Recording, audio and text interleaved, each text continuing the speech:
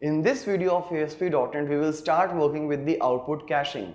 As we already know the benefit of caching, that is to speed up the retrieval of data, and we'll retrieve the data directly from the cache rather than calling it every time from the server machine. So in this video, to enable this output caching, we will see how to work with the output cache directive. Once we use that, we will be able to use the output cache, and what will be under it?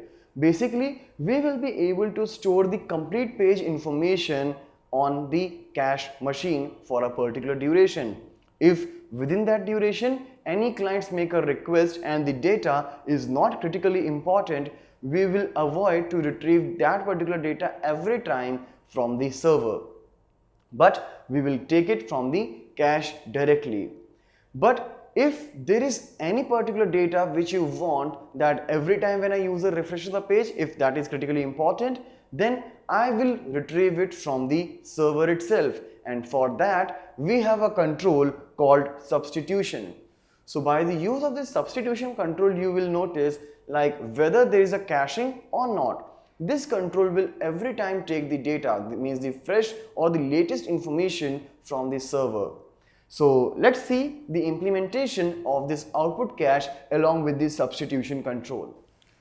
So to apply the output caching in this particular page, what I have done is I have taken a label, and on the page load I am setting the current time on this particular label.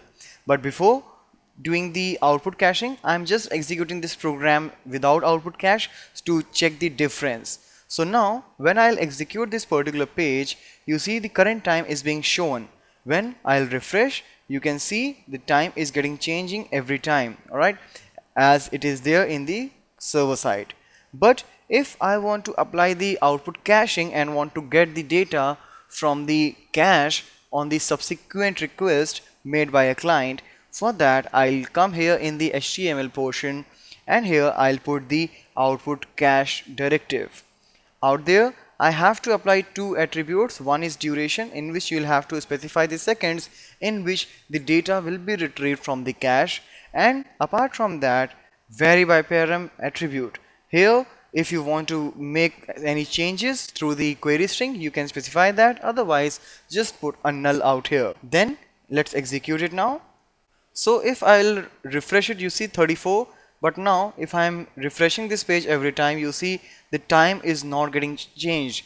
That means for the 10 seconds it will be getting the data from the cache itself. It will not make a request from the server. Now once the 10 seconds are over, it will make a request from the server, and again for the next 10 seconds it will be retrieving the data from the cache itself.